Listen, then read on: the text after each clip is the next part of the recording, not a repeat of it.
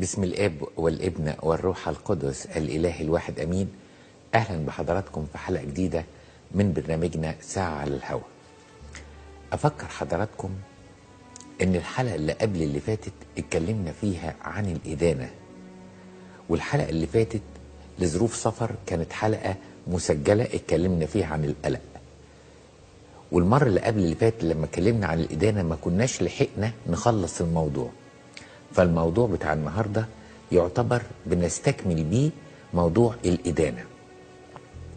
وأنا هفكر حضراتكم علشان الموضوع كده بقى له 15 يوم، هنتواصل كده الأول لمدة 5 دقايق بإن احنا نراجع كل اللي قلناه الحلقة اللي قبل اللي فاتت، عشان اللي ما كانش حضر وهيحضر النهارده أول مرة يكمل، واللي حضر أهو يسترجع قبل ما نكمل. احنا اتكلمنا الأول على التفريق ما بين كلمة الإدانة والتمييز، فقلنا إن الإنسان يميز ده مش غلط، ده بالعكس دي فضيلة حلوة قوي اسمها فضيلة التمييز. لكن في فرق بين أنا أميز وأدين. يعني أنا ما أقدرش أقول على الشتيمة إنها مش شتيمة، ما أقدرش أقول على الكذبة إنها مش كذبة، ده اسمه تمييز. يعني لما إنسان قصادي يكون كذب أو إنسان قصادي يكون شتم، أنا عرفت إن دي إيه؟ شتيمة أو كذب. لكن انا اقول فلان ده كذاب او فلان ده شتام او فلان ده حرامي، دي ادانه، لان فيها كبرياء وفيها حكم، وممكن ما يكونش انا ليا سلطان الحكم عليه.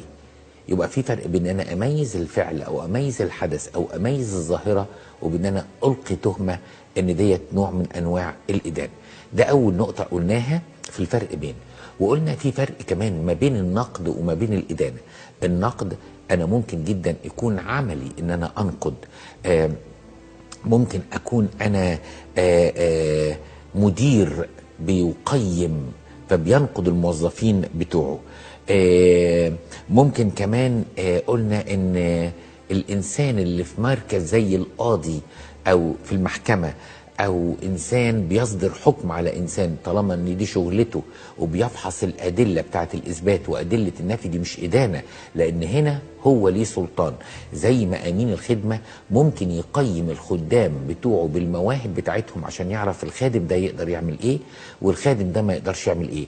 يبقى احنا قلنا ان التمييز مش ادانه، قلنا النقد مش ادانه، قلنا تقييم الناس لو انا مسؤول عنهم ده مش نوع من انواع الادانه، طالما ان مفيش مشاعر سلبيه ناحيته. اصل اسوأ حاجه في الادانه ان قلبي بيحب ولا ما بيحبش. لما الانسان بيكون بيحب ومشاعره نقيه دي ما بتبقاش ادانه، لكن لو نقد او ميز وهو مشاعره وحشه دي ممكن تبقى ادانه. المهم قلنا ايه بقى مساوئ الادانه او اسوأ ما في الادانه ايه؟ اتكلمنا على بعض النقط. قلنا ان الادانه تعتبر قساوه قلب، لان وفكرنا المشهد بتاع ارجام الايه الست، قال مثل هذه ترجم، يلا عاوزين نشوف دم، عاوزين نشوف قتل. والحقيقه كانوا قساة القلب وغير عادلين، لان هم مسكوا الست وما مسكوش الراجل. انا بس بفكركم احنا قلنا ايه. قلنا ان الادانه كمان فيها حاجه صعبه قوي قوي اسمها كبرياء الروح. انا ليه بدين؟ لان انا شايف نفسي افضل من اللي بدينه. يعني ممكن ست تتكلم على جيرانها وتقول ما ربتش اولادهم كويس. هي لما بتقول ما ربتش اولادهم كويس معناها ان انا ربيت ولادي احسن، يعني انا افضل، يعني انا ليا في التربيه، يعني انا متربيه كويس وعرفت اربي ولادي كويس. كل ده جوه كلمه ان فلانه ما عرفتش تربي اولادها، وانا شايفه ان انا افضل، وعشان شايفه ان انا افضل بقع في الادانه. برضو قلنا اسوأ ما في الادانه انها بتكشف مشاعر الغيره من الاخر.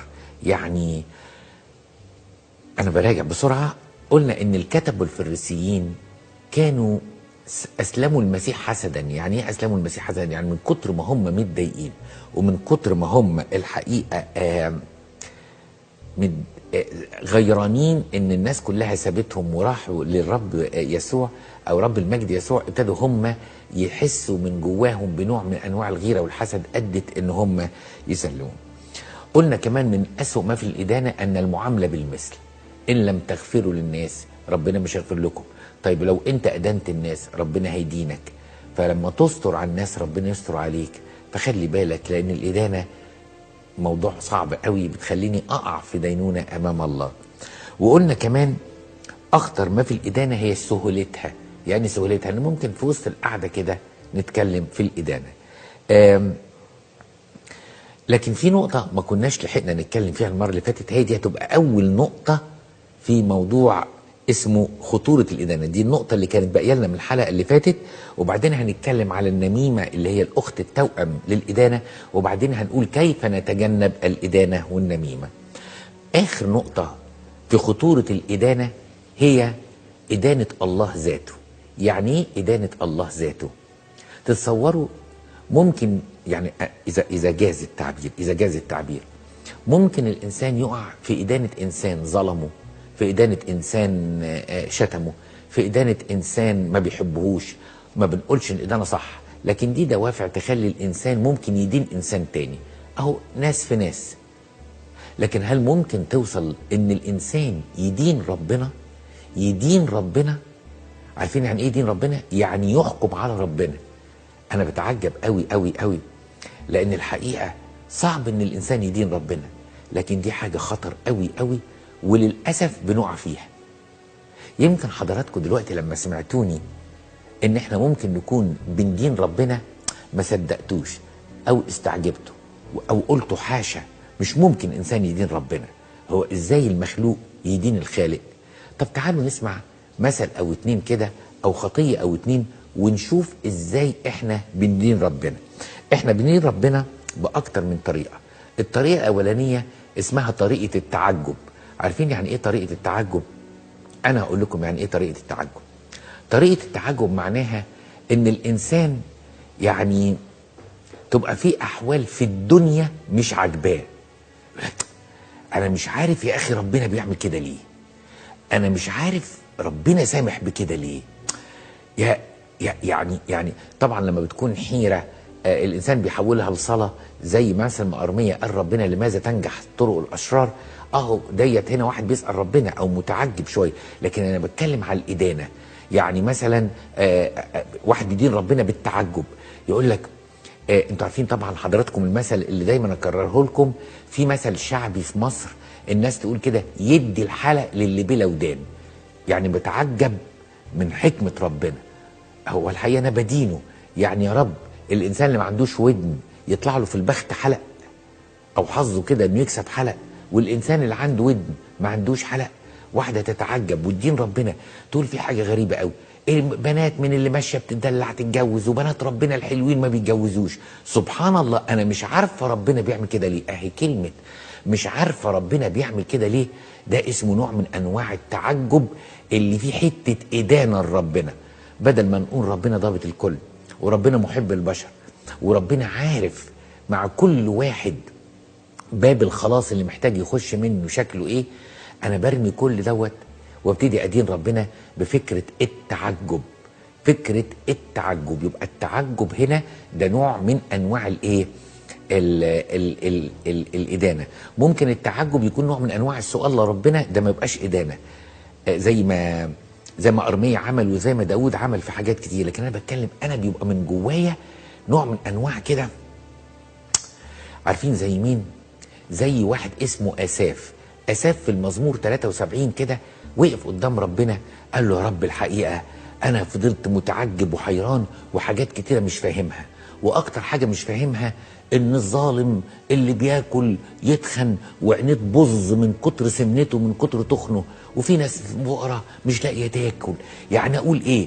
لدرجه انه قال ايه يقول كدت ان اغدر بجيلك، يعني كنت ممكن الخبط في الكلام واعسر الناس فيك. فكان واقع في ادانه ربنا. بيقول لك الظالم بيزداد ظلم وانت ما بتعملش حاجه، والفقير بيزداد فقر وانت ما بتعملش حاجه. ده نوع من انواع الادانه تحت عنوان التعجب. يبقى خلي بالك انا ممكن اقع في ادانه مين؟ ربنا. بالايه؟ بالتعجب. وممكن اقع في ادانه ربنا بحاجه تانية خالص اسمها التذمر. التذمر يعني ايه التذمر؟ انا بدين ربنا، انا وقعت ورجلي اتلوت وحصل تمزق في الاربطه، حصل كسر، حصل محتاج عمليه. ليه بس يا رب؟ اشمعنى انا؟ ليه بس؟ يا رب ما لقيتش الا اللي بيحبك، ما لقيتش اللي بيخدمك وتعمل فيه كده. اهو ده نوع من انواع التذمر، بيشبهنا شويه باللي قاله ايوب بعد ما التجربه بقت قاسيه عليه شويه. اهو ده نوع من انواع التذمر. واحد ده يبقى متذمر على ربنا. اللي متذمر على ربنا ده معناه ايه؟ داين ربنا. انا شايف ان انا افضل من انك انت تعمل فيا كده. هو ما بيقولش ان انا عندي كبرياء، وما بيقولش ان التجربه بينت ان محبتي لربنا ضعيفه، لا، انا لايم ربنا. ممكن جدا في تعبير واحد يقول عارف يا ابونا انا بتخانق مع ربنا في الصلاه، والحقيقه التعبير ده يبقى مقبول، لان هو كلمه بتخانق مع ربنا يعني بيطلب بلجاجه.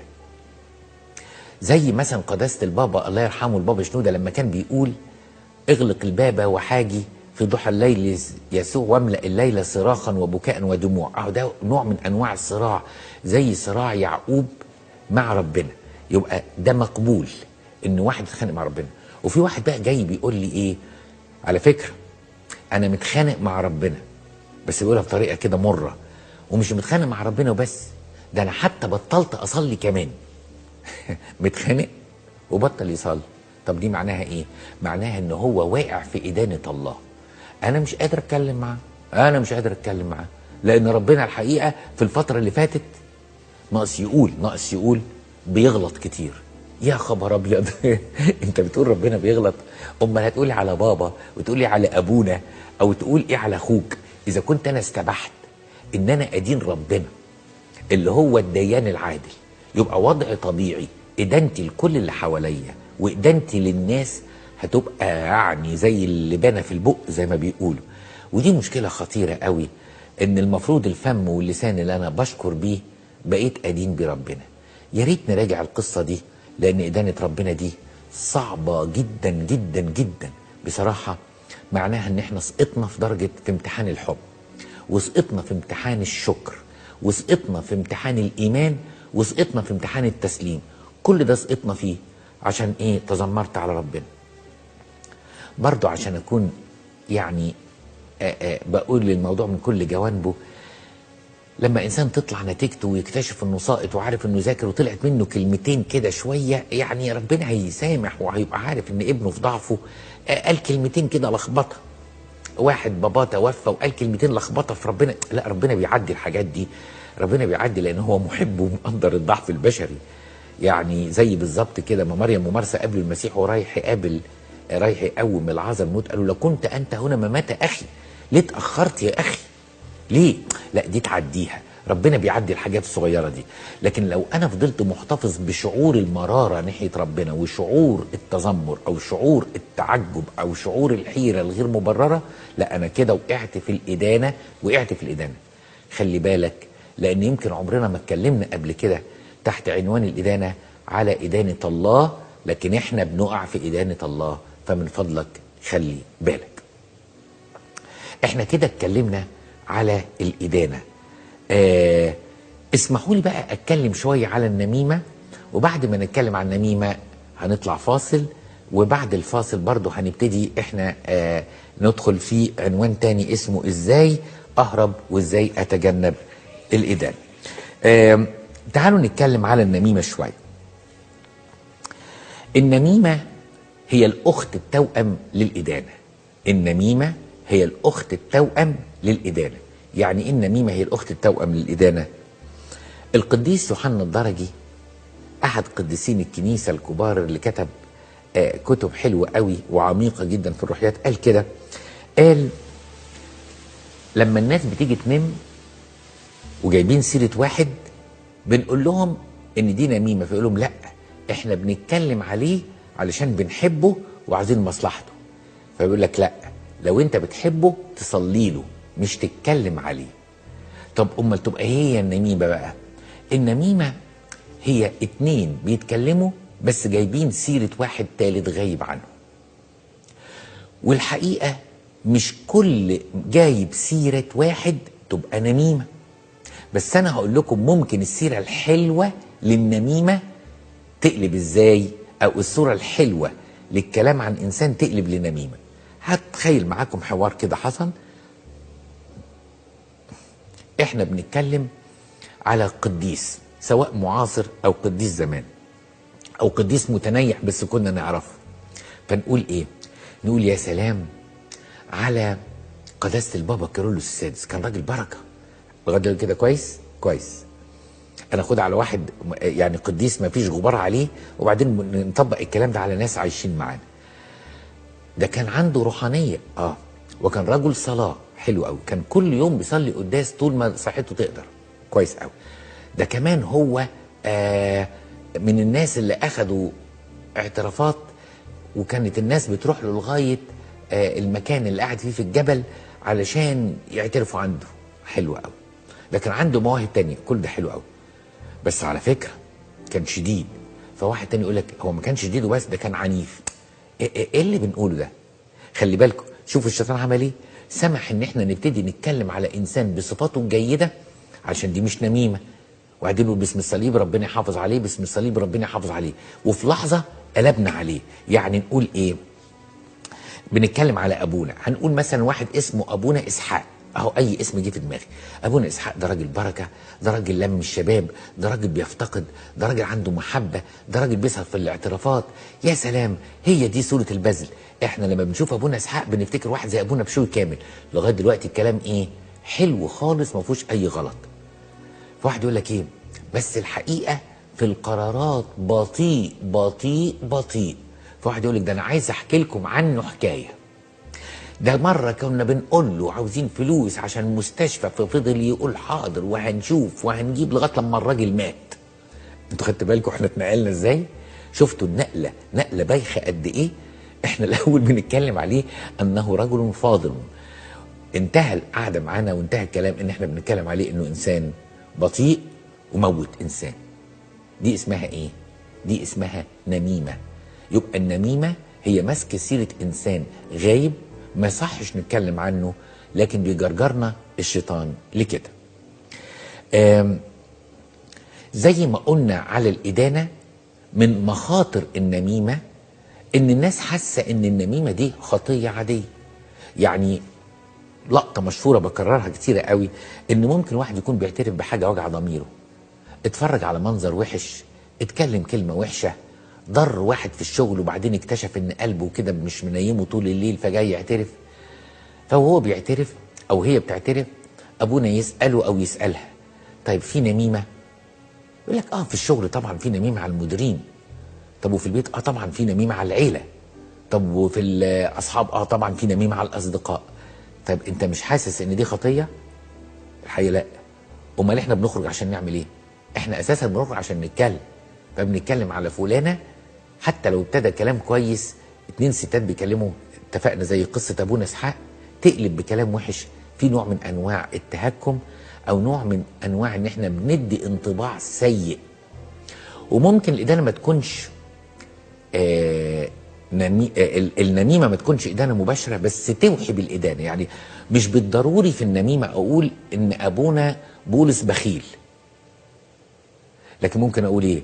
لا، ده ابونا في القرش حريص قوي قوي قوي قوي. طب لما انا بقول حريص قوي قوي قوي قوي، طب سامحوني، دي تبقى معناها ايه؟ دي معناها ان انا بتهمه بصوره غير مباشره. فبعدين يقولوا بس ابونا مش بخيل. انا قلت انه بخيل؟ انا قلت انه بخيل؟ انا قلت انه حريص في القرش قوي قوي قوي. طب ما كنت قلت حريص واحده. ما انت لما قلت حريص قوي قوي قوي قوي معناها انك قلت انك ايه؟ بخيل. ممكن برضو يبقى خلي بالكم ان النميمة ممكن تكون بكلام مباشر على الشخص او بإيحاءات، والإيحاء ده يتفهم منه حاجة. يعني ممكن جدا عاوزين نتكلم ان في زوجة جديدة او زوجة نكدية او الى اخره، فبنقول اطمنوا كده جوزها وصل البيت ولا ما وصلش البيت. فواحد يقول لك ايه؟ ربنا يستر عليه، ده لو وصل متأخر ربنا يستر عليه. طب الكلام ده معناه ايه؟ معناه ان في حد مستنيه في البيت، يعني الدنيا مش هتعدي بالساهل. اهو ده نوع من انواع النميمة برضو الغير مباشرة.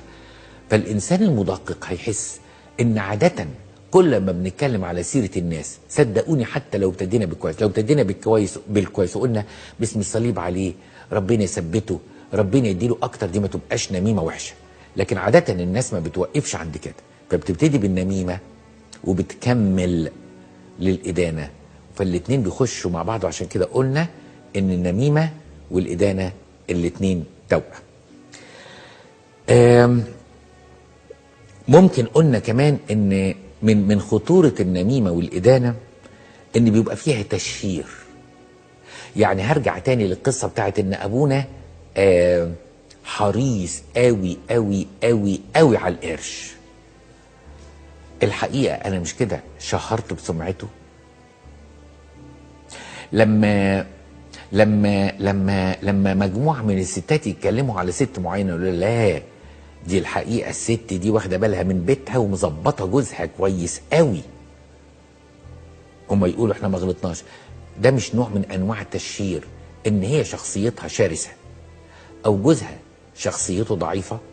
فكر في الكلام كده، هتلاقي انك حتى لو وصفت انسان بصفه انت دون ان تدري بالايحاء وقعت في خطيه تانيه اسمها خطيه التشهير، انك شهرت بانسان، ودي حاجه صعبه قوي قوي. برضو النميمه لا تخلو من افشاء الاسرار. يعني احنا بنتكلم على حد، فحد سأل سؤال فانا قلت له لا، قال لي مش معقول، قلت له طب انا هثبت لك، ده مره حكى لي وقال لي. شفتوا الكلام وصل لغايه ايه؟ وصل ان انا ما احتفظتش بسر الانسان. اهو ده عيب النميمه والكلام عن الناس والحد. الو، معانا سميه. الو. ايوه يا سميه. ايوه يا بونا، ازيك يا قدسك يا بونا؟ اهلا بيك يا بنتي. اهلا يا قدسك بونا. انا اللي كلمتك وقلت لك ابني تعبان وكده والادمان وكده. كلمتيني قبل كده يا بنتي. يا بونا، انت قدسك قلت لي خلي رقم عنوانك وكده في الكنترول، لسه مديهولهم دلوقتي. طيب يا بنتي حاضر. والله يخليك يا بونا، انا عايزه حاجه بس واحده. طب بص يا بنتي بنتي الساعه 8 بالظبط هكلمك. يا رب يخليك يا قدسك بونا، تبقى معجزه من عند المسيح فعلا، لان انا عايشه في جحيم وتعبان. بس الاول يا بنتي انت رحتي للكاهن اللي في المنطقه اللي انت ساكنه فيها؟ ايوه، ما انا قلت لقدسك يا بونا ان هو اتعالج 3 مرات وهو مش عارف يخلص من الحاجه دي خالص، مش عارف. هو عايز يخلص منها، يجي يقعد كام يوم ما يطلعش، وعايز يطلع من جسمه الحاجه دي ومش قادر. لا، فهو تعبان نفسيا قوي وتعبنا انا. هل هو مستعد يخضع للعلاج لفتره ما تقلش عن 6 شهور؟ يا يسوع، ما انت قدسك بقى تكلمه وتكلمني ونشوف كده باسم المسيح يرضى يروح يا رب. طب لان لو اقل من 6 اشهر مفيش فايده. فلازم يكون عارف كده. يا بنتي. يعني هو دلوقتي مش مستعد للعلاج خالص، هو عمال يقول لي شويه كده شويه انا لما هو دي انا يا بنتي لوحده. يا بنتي ارجوك يا بنتي، انا مش هقدر اعمل حاجه في النقطه دي، لازم الناس اللي حواليه تقنعه بالعلاج. والا هيجي لي هو الكنيسه اقعد معاه شويه، بس اذا ما كانش هو من جواه مقتنع هيبقى صعب جدا. هيحاول يهرب من المصحه، هيقعد اول 5 6 ايام ولا بقيت زي الفل ويمشي تاني. ده مش هينفع. احنا محتاجين 6 اشهر. لازم حد يكلمه ان البرنامج العلاج عشان يكمل ويجيب نتيجه كويسه على الاقل 6 اشهر. على العموم انا هكلمك تاني الساعه 8. الو اماني، معانا اماني من سوهاج.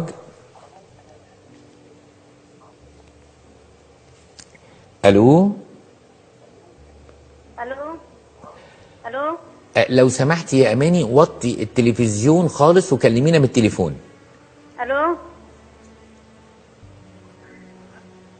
ايوه يا بنتي. الو. ايوه يا ابويا. ايوه اتفضلي. مساء الخير يا ابويا. اتفضلي يا بنتي. محتاجه يا ابويا اقول لك كل سنه وانت طيب. وانت طيبه. حبيت اسلم على جثك. وانت طيبه يا بنتي. حاجه تاني يا بنتي؟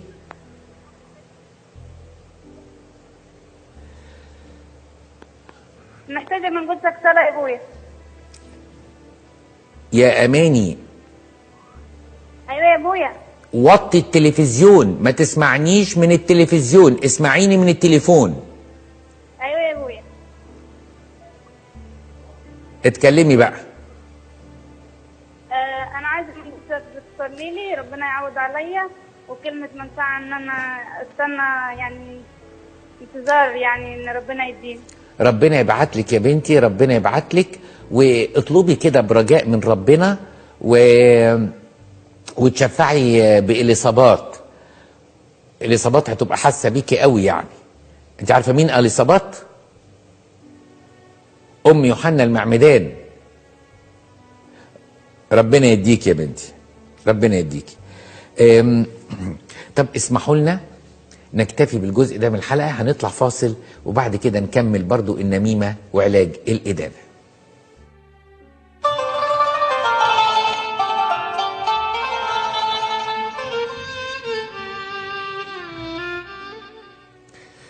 بسم الآب والابن والروح القدس الإله الواحد أمين. مرة تانية بنتقابل في الحلقة، بس قبل ما نكمل موضوعنا معانا عادل من أسوان.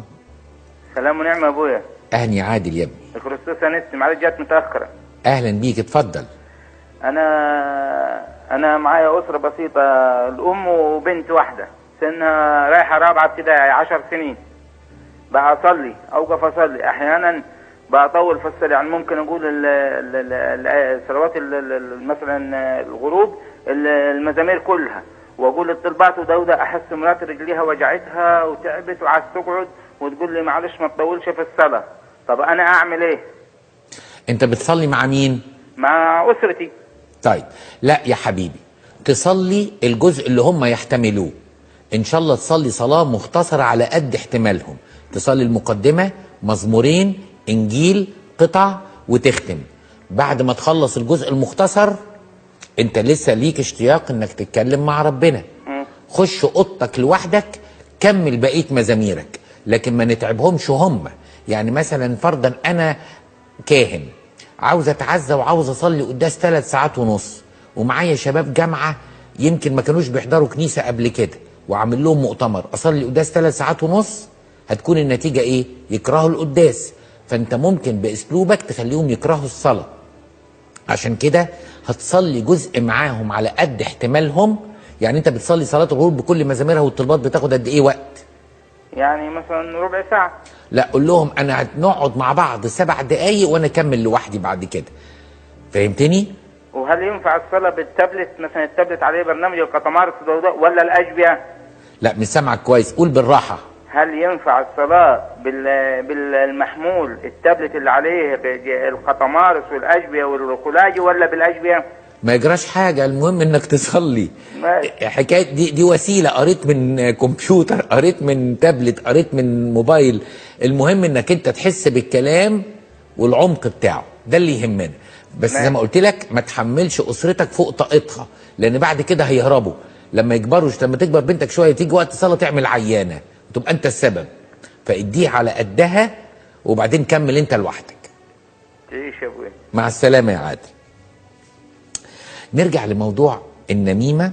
احنا كنا وقفنا ان النميمة فيها تشهير وفيها افشاء اسرار، واتكلم كمان على نقطة في النميمة.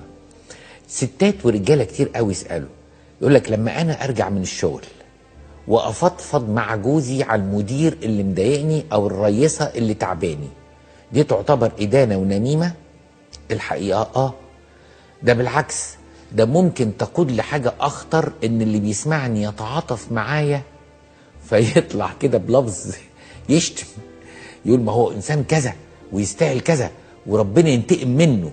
على ان انا ايه يعني؟ الام وهي بتسمع بنتها وشايفه بنتها بتعيط اتحمقت فشتمت. امال ايه الحل؟ ما نتكلمش يعني معاهم في البيت؟ لا، نتكلم على عموميات وما نذكرش اشخاص معينين.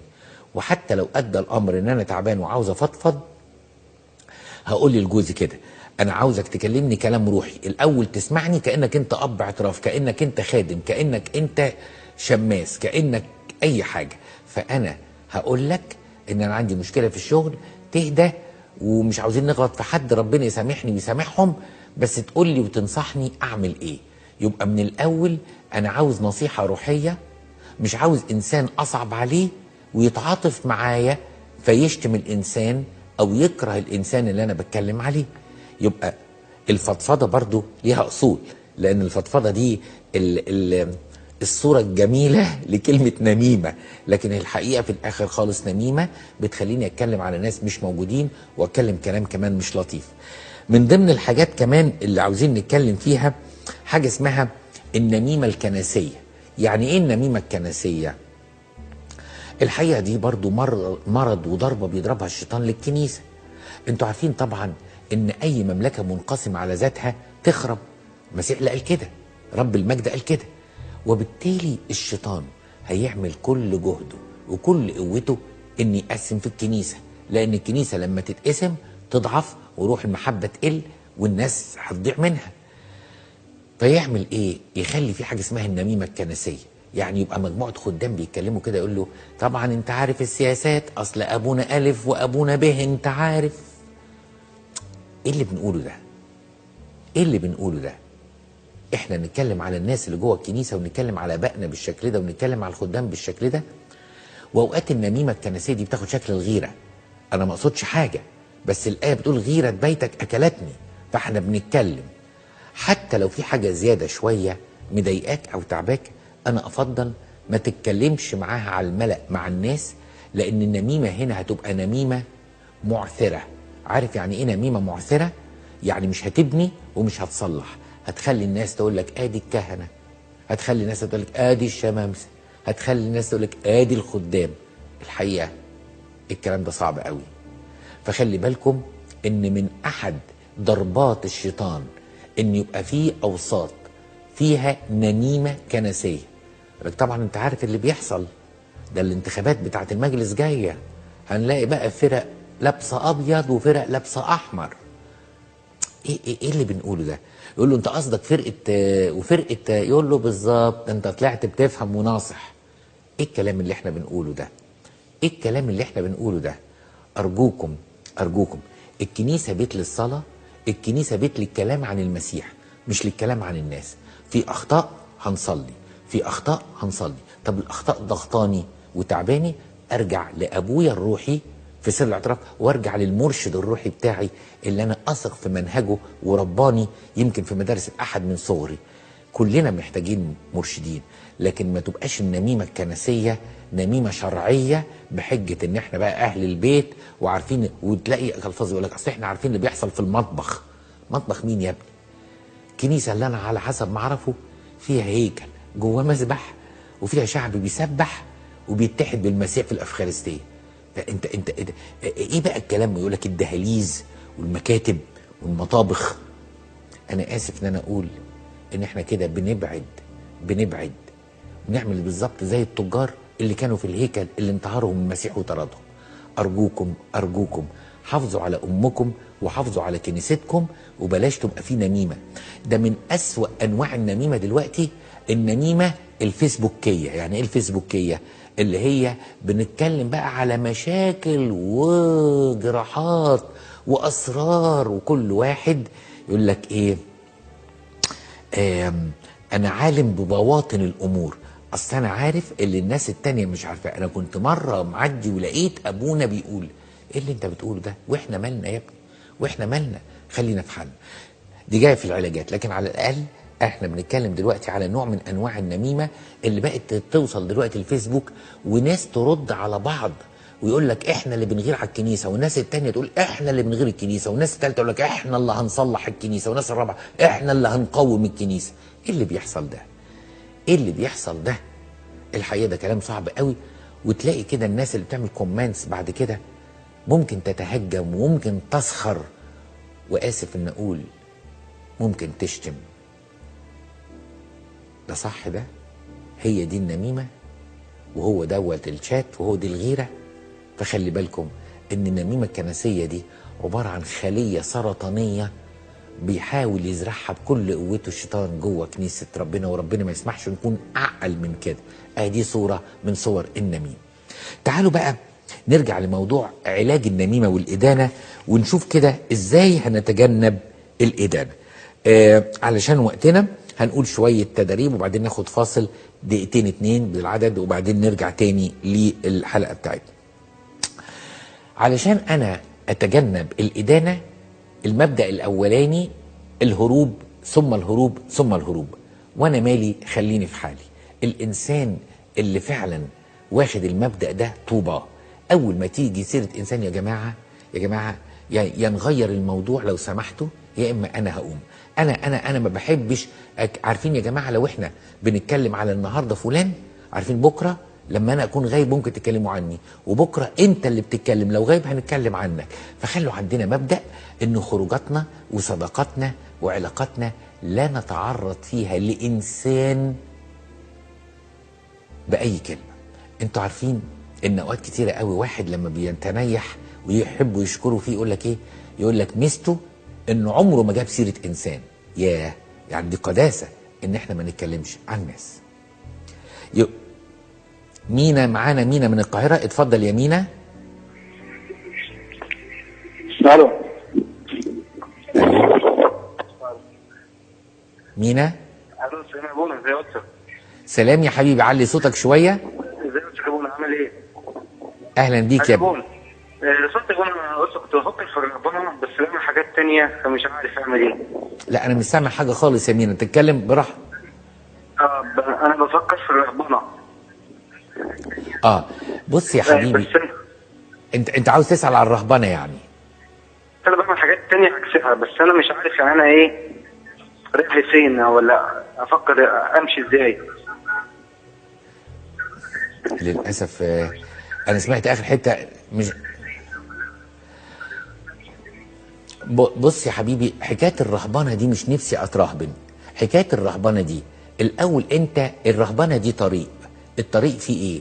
ان الانسان بيبعد عن كل حاجه عشان يركز في ربنا، بصلوات اكتر وتسبيحه كل يوم وصلوات الاجبيه، ويبقى ميل قلبه الانعزال عن الناس عشان يتمتع بربنا. الاول الشعور ده عندك، ولا فكره الرهبنه والجلابيه السوداء وقصص الاباء قديسين الرهبنه هي اللي شداك؟ في الاول افحص نفسك. لو انت فعلا بتحب تسبيحه نص الليل وتحب تقولها كل يوم، وبتحب تقضي وقت فترات في الصلاه اكتر، وقلبك مشغول بربنا والدنيا مش فارقه معاك كتير، يبقى دي كده علامات بتوضح لنا ان ممكن. لكن طول ما انا متردد معناها ان انا لسه ما اخترتش طريق. الانسان اللي عاوز يترهبن الحقيقه ما بيبقاش متردد، بتبقى الرؤيه واضحه وهو عارف ان دي حياته. انا ماليش في الجواز وماليش في الاسره، وانا الحقيقه احب اقعد مع ربنا اكتر واحب وحاسس ان الجواز حلو والاسره حلوه، بس الطريق ده مش طريقي. انا سكتي ان انا اقفل على نفسي، اقرا اكتر. لو انت ما بتحبش القرايه كتير وما بتحبش الصلاه كتير وما بتحبش التسبيحه، طب هتترهبن ليه؟ وعلشان كده انا بقول لبعض اولادي اللي بنتابع مع بعض موضوع الرهبنه دوت، بقول لهم كده، بقول لهم الرهبنه لا تبدا داخل سور الدير. الرهبنه هي اسلوب حياه انت ابتديته وبتكمله جوه الدير. فانت عايش ازاي؟ ده اكتر حاجه هتقول لك ايه الرهبنه ايه. وارجوك كمان اب اعترافك يكون ليه كلمه حاسمه في الموضوع ده، لان هو اللي عارفك وعارف ظروفك. معانا سامح. الو. اهلا يا سامح. قبل يا ابي. اهلا بيك يا حبيبي. لو سمحت يا ابوي، انا عايز اتكلم شويه على موضوع الاسره. موضوع الايه؟ الاسره. الاسره. وموضوع المدام في البيت لما باجي من الشغل يكون اولاد مضايقينها من اي حاجه او بص راجيها كده، يعني حاجه صعبه جدا جدا جدا. نبهت كذا مره عليها الموضوع ده. مثلا لما يكون جاي من الشغل يبقى بعد ما نقعد بعد كده الاولاد برضه ما فيش اي فايده زي ما هي، فده مسبب لي مشكله كبيره في البيت الموضوع ده. طيب بص، انا ما اقدرش في موضوع زي ده يا حبيبي اقدر اجاوبك فيه في على الهوا كده، لان انت حتى لو رحت مع كاهن هيسالك طب هي بتشتغل ما بتشتغلش، طب هي ظروفها ايه، طب هي نفسيتها ايه، طب هي تربيتها كانت ايه. لا اسمعني ما تقاطعنيش يا سامح. اتفضل. وبالتالي مش البرنامج هنا هو موضوعه كده، لكن انا هدي لك نصايح عامه. اول حاجه اقعد معاها وهي رايقه وقول لها انت مش ملاحظه ان بيحصل كذا كذا، طب في حاجه مضايقاكي، طب في حاجه مزعلاكي. يعني حاول انت تطمن عليها. اوقات بعض السيدات فتره معينه في الشهر كده 3-4 ايام كل شهر بتبقى نفسيتها صعبه شويه، الغدد بتاثر فيها شويه حاجات كده بتضايقها. فانت الاول اعرف ايه اللي بيضايقها. قول لها شغلتي في الحياه ان انا اريحك، شغلتي في الحياه ان انا ابسطك، وعشان كده انا عاوزك تكوني فرحانه، لانك انت لما تكوني فرحانه هتفرحيني معاكي. يبقى انت كده بتكسب وانت كده يعني بتحاول تكسب قلبها. ربنا يدي لك نعمه ويدي لك قوه، وحد من عندكم يتدخل، لكن ما ينفعش نجاوب واحنا ما قعدناش معاها، ولا يبقى اجابتنا غير عادله. نرجع تاني ازاي ان انا اهرب من الادانه. يظهر مش هيبقى في وقت ناخد فاصل، لان عندنا 5 6 نقط نتكلم فيها. نمره 1 اهرب واقول انا مالي وخليني في حالي. نمره 2 اتذكر خطيتي امامي في كل حين. بنقول الكلام ده دايما كده. الانسان اللي فاكر خطيته ما عندوش وقت يفكر في خطايا الناس. فلما واحد يقول له فلان ده خاطي، يقول له صدقني انا اخطى منه. فلان ده عمل كذا، صدقني احنا بنعمل نفس الخطأ بس في مواقف تانية. الانسان اللي عايش بفكرة انه انسان خاطي ومحتاج مراحم ربنا، الحقيقة هو انسان بيهرب من الادانة لانه حاسس ان هو خاطي. فلازم انا اهرب من الادانة. نمرة 2 افتكر خطيتي. حاجة كمان مهمة قوي، ان مخافة ربنا تكون في قلبي. الانسان اللي في قلبه مخافة الله مش ممكن يدين انسان. فاكرين القصة بتاعت الانبا موسى الاسود اللي كان يتمتع بحجم من المخافة في قلبه وفاكر خطيته في كل حين، وقالوا له تعالى عشان في راهب غلط. عارفين عمل ايه؟ طبعا جاب كيس رملة وخرمه ودخل بيه الكنيسة، فقالوا له ايه اللي انت بتعمله؟ قال لهم دي خطاياي اللي على ظهري اللي مش قادر انساها. فالحقيقة يعني ازاي تكون خطيتي ورايا وانا ادين واحد من اخواتي؟ انا هراجع تاني، اهرب واقول انا مالي خليني في حالي. نمرة 2 افتكر خطيتي. وفي مثل مصري بيقول كده، اللي في بيته ميت ما بيبكيش على ميت جاره. يعني انا في بيتي خطية اللي هي قالها المسيح، يا مرائي قبل ما تشيل القذى اللي في عين اخيك شيل الايه؟ الخشبة اللي في عينك. فانت جواك خشبة وتبص على قشاية في عين اخوك. يا راجل انت الاول قدم توبه عن خطيتك. فانا مش شايف خطيتي فشايف خطايا اخواتي، والشيطان بيربكني بخطايا اخواتي عشان ما اشوفش خطيتي. الحقيقه لازم اقدم توبه كل يوم عن خطيتي. مخافه ربنا في القلب دي بتخليني اسال نفسي سؤال، هو مين اللي من حقه يدين، انا ولا ربنا؟ ربنا. طب اذا كان ده حق مطلق لربنا، لان هو الوحيد الفاحص القلوب، وهو الوحيد اللي شايف الظاهر وهو اللي شايف الباطن، لان في آية بتقول لا تحكموا بحسب الظاهر. فانا ممكن جدا ما اكونش شايف كل حاجه. فانا لو في قلبي مخافه ربنا وبخاف ربنا الحقيقه ما اقدرش امد ايدي على حق من حقوق ربنا، لان ربنا هو الديان العادل. طب انا بدين بمناسبه ايه؟ انا اللي خلقت الخليقه، اللي خلق الخليقه يدينها، لكن انا من جوه الخليقه فابص على خطيتي وارثى او يصعب عليا اخويا اللي واقع واقول يا رب قومه، لان ممكن انا ادينه النهارده واموت بكره قبل ما اتوب، وهو يكون وقع النهارده وقدم توبه، يبقى هو تابع عن خطيته وانا ممسوك ما عملتش خطيته بس ادنته عليها، فبقيت انا ممسوك في الخطيه اللي هو ادنته عليها. فنخلي بالنا من الحته دي. في كمان نقطه مهمه قوي في الادانه تخوفنا منها، ان كل اللي بدين عليه اخويا انا بقع فيه. كل اللي بدين عليه اخويا انا هقع فيه. لما ربنا يلاقيني كده قاسي القلب ومتجبر وشايف نفسي ورافع راسي على اخويا وبدينه، يقول انت مش واخد بالك ان نعمتي انا هي اللي سندك؟ نعمتي انا هي اللي بتداري عليك. فخلي بالك كويس قوي انك انت واقع في نفس الغلط، بس انا مش كاشفك عشان انا بحب استر على اولادي. فاستر انت على اخوك، لانك لو فضلت تستمر انك انت تدينه هرفع ايدي عنك، ولو رفعت ايدي عنك هتحصل مشكلة كبيرة انك تقع في نفس الخطية. فارجوك ارجوك يا ابني خلي بالك وما تتسرعش وما تدينش اخوك. خلي بالك وما تتسرعش وما تدينش اخوك. يبقى هنا انا بخلي بالي، لان الحقيقة اللي بيدين انسان على خطية في معظم الاحوال يا بيعملها هي يا اسوأ منها، يا اسوأ منها. انا افتكر مرة بنت من البنات كانت بتحكي لي على قصه كده، بتقول لي انا لما كنت اعرف ان في انسانه يعني مشاعرها بتتجه لواحد ما يصحش مشاعرها تتجه ليه، زي مثلا يكون متجوز، ممكن ما يكونش من الكنيسه، ممكن يكون كنت احتقرها قوي قوي. وانا حكيت لكم الحكايه دي قريب، لغايه لما للاسف هي وقعت في نفس المشكله وابتدت عواطفها تتعلق بانسان ما ينفعش تكمل معاه لاسباب كتيره قوي. ساعتها بس حست انها لما ادانت ربنا رفع نعمته عنها، وجربت النظره اللي كانت بتبص بيها لكل البنات بصت بيها لنفسها. نشكر ربنا انها خرجت من المطب اللي وقعت فيه، لكن الحقيقه ده درس ليا وليكوا ان محدش فينا يدين اي انسان والا ايد ربنا تتشال من عليه. معانا مارينا من القاهره. ايوه يا مارينا. سلام. سلام يا بنتي، اتفضلي. يا ابونا، انا بقالي 4 شهور بس متجوزه، يعني لسه متجوزه جديد. بس المشكله من بعد ما اتجوزت ومعامله جوزي اتغيرت تماما. بعد ما كان يعني ان انا بروح الكنيسه عادي، دلوقتي بقى كل حاجه ممنوع تخرج لوحدك، ممنوع تروحي الكنيسه، ممنوع تروحي اجتماع لوحدك.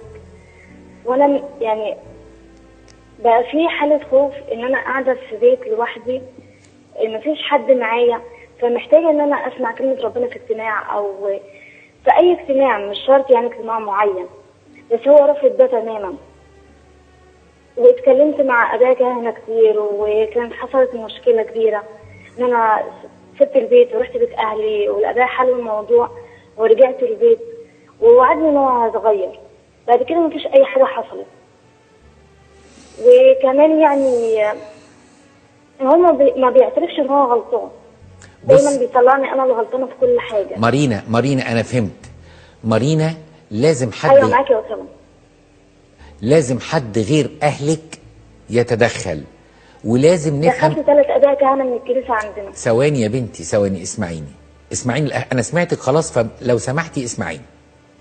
بصي يا حبيبتي، نمره 1 لازم نفهم سبب المشكله ايه. هل هو من النوع الشكاك؟ هل هو من نوع الغيور؟ هل هو من النوع المتحكم؟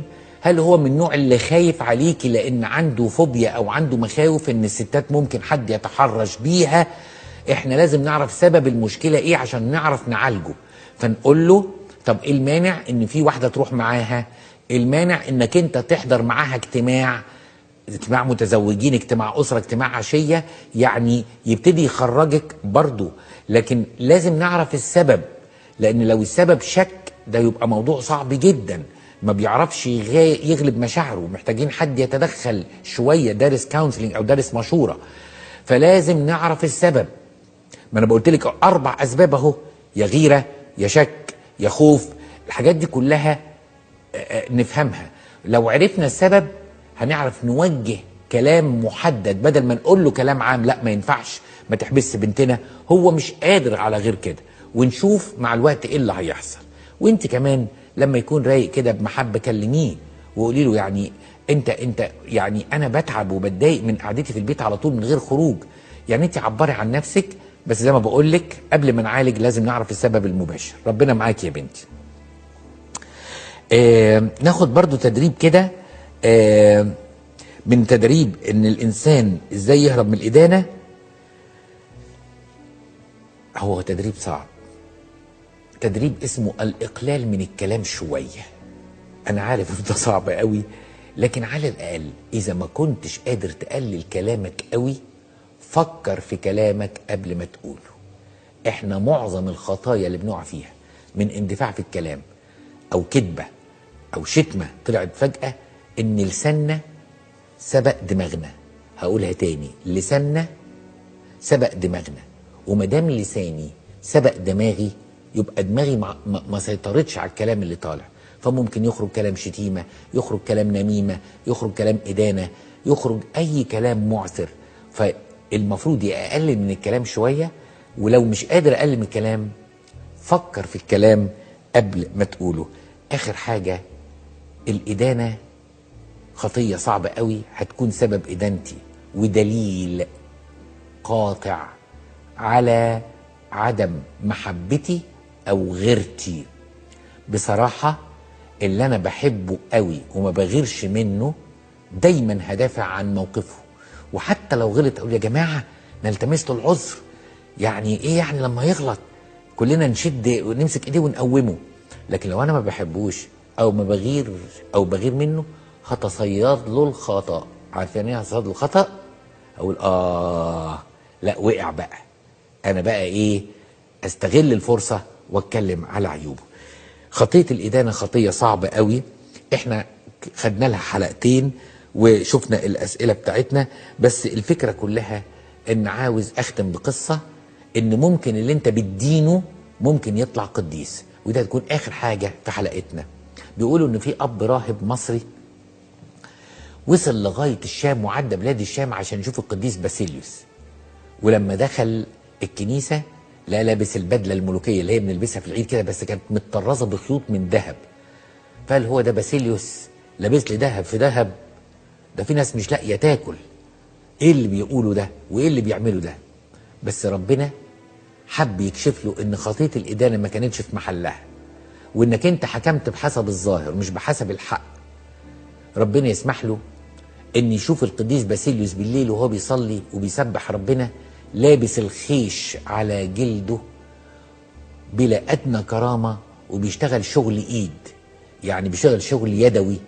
منساش ان هو راهب ولازم يشتغل شغل يدوي. القصة دي تبين لنا ان احنا بندين ناس كتيرة هم قدام ربنا افضل مننا، فيا ريت بكل القوة نصلي وناخد بالنا ونتحكم بدماغنا في لساننا عشان ما نقعش في خطية الإدانة. ربنا يديني ويديكم، لإلهنا كل مجد وكرامة الآن وإلى الأبد، آمين.